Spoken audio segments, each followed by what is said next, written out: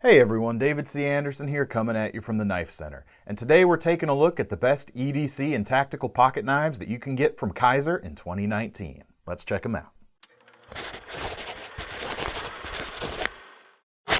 Although manufacturers have been turning to Chinese factories for quite some time, it wasn't that long ago that there weren't any high-end Chinese brands that sold their knives in the US. Kizer is the brand that changed all of that, collaborating with some of the biggest name designers in the business and building the knives to a degree of precision that could go toe-to-toe with some of the best production companies in the world. And this was the model that really kicked in the door, the Gemini, designed by Ray Laconico. And this knife was a shot across the bow to every other maker of a titanium frame lock flipper out there. The Gemini is the essence of what this style of knife should be, showcasing impressive quality, and it's perfect for EDC. It checks all the right boxes. We've got a ball-bearing pivot, a milled pocket clip, a lock bar insert with an over-travel arrestor, and the titanium itself is nice and contoured. It's ready to be gripped and put to work. This is a nice contrast to the typical flat titanium slabs you see, and it makes them that much more comfortable and impressive to behold. The flipper itself is perfect. Kizer uses high-tech wire EDM machines to cut out their pieces, essentially using electrical discharge to get their parts. Now, this method is slower than using a laser or a water jet, but the precision it allows them to get is even higher, allowing them to achieve very tight tolerances with their knives. The drop point shape of the blade on the Gemini is simple and classic, and we see stonewashed S35 VN here with a full flat grind, but Damasteel versions are also available. Making this knife even more attainable, Kizer has a budget-friendly line that they typically have the word Vanguard in front of, and the Vanguard Gemini has G10 paired with N690, all for less than $100. Next up is the Sheepdog, designed by Chris Conway, which has ridden near the top of the pocket cleaver wave ever since it was introduced. And while multiple sizes are available, the mini version has actually proven to be the most popular with the most variants. And even when it's small, the blade is still big, bad, and full of attitude.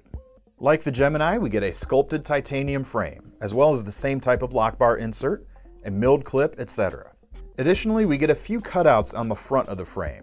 It removes a little bit of weight and adds a little bit of grip too, as the edges are nice and chamfered with no hot spots. Like the Gemini also, we get the option of a Damasteel or S35 VN blade, as well as G10 versions with more affordable steel. Going beyond the Gemini, we also get more colors as well, with available gold or blue anodization.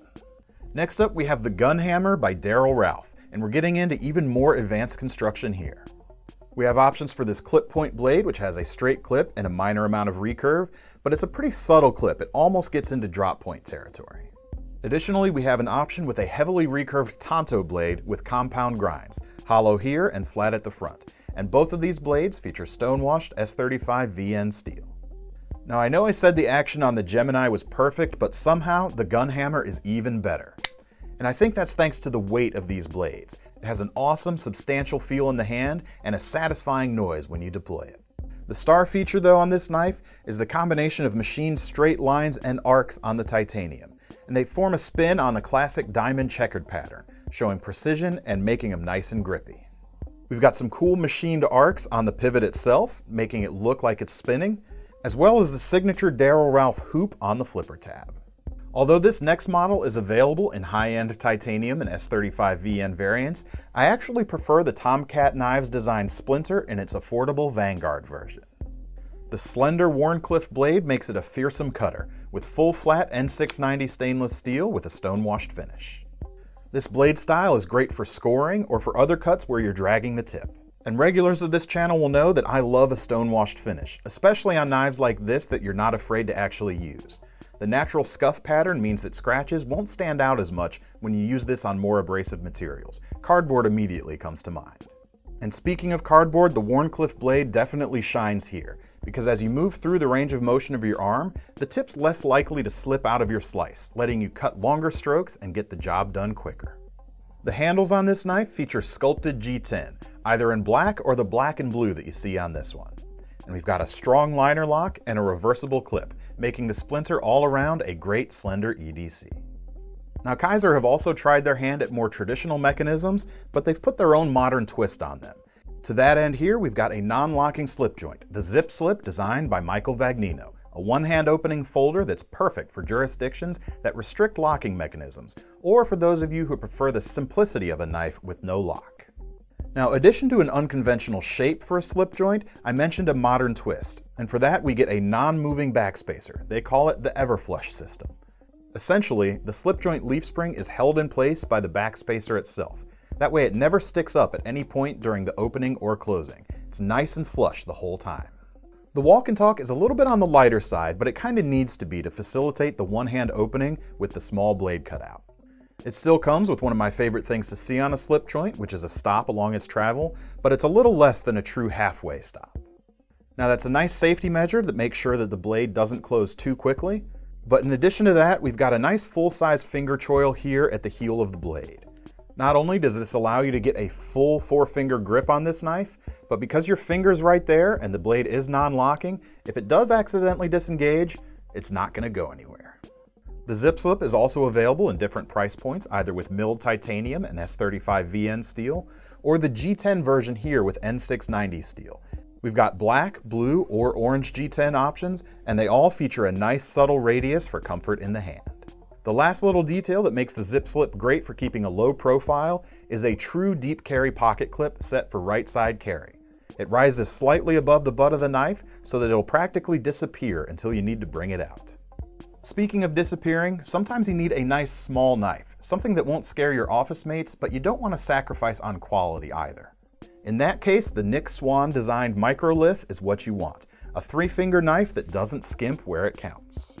Now you can probably guess that there's a titanium handled S35 VN version. You'd be right, and it's quite good, but I like the carbon fiber variant even better. It's lighter and more distinctive. The handle has been radiused to reveal the layers, and it creates a look that you don't often see with this material. You can open the blade either with the flipper or with the thumb cutout here. Now it's a little bit on the smaller side, so I actually find it easiest to pinch with my thumb and middle finger to get things started, and then you can finish opening with a smooth, fluid motion. The drop point blade itself has a fuller that exits near the front of the blade and extends back to the cutout, and it joins there a small step down that makes it easy to grab the hole when opening. Overall, it's a really cool knife with some premium materials, and it's small enough that you're not going to be afraid to take it just about anywhere. Now the Microlith shows that sometimes bigger does not always equal better. However, this next knife proves that sometimes bigger is better. And for that, we've got the Elijah Isham designed Megatherium. Now Isham is one of the hottest designers today, and with bold designs like this, it's easy to see why. This absolutely huge blade immediately makes its presence known. Now as expected, we've got S35 VN steel with a titanium frame. And this model even features carbon fiber inlays, although you can get this whole model with coordinated black stonewashed finishes. The blade is a bold Wharncliffe, and it works well for all the reasons we talked about when we saw the Splinter earlier, but let's be honest, this knife is a style piece first, and that's okay. But if this is too big for you, the smaller Megatherium is what you'll want to check out.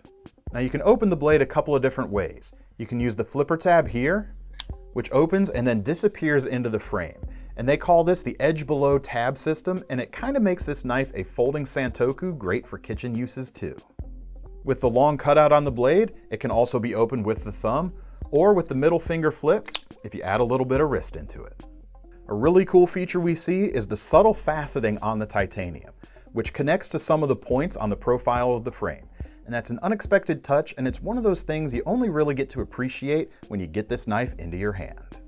With models ranging from small pocket companions to high-tech workhorses to luxury conversation starters, Kizer has proven that they can do it all. What do you think of our list of best Kizer knives? Did we leave anything out?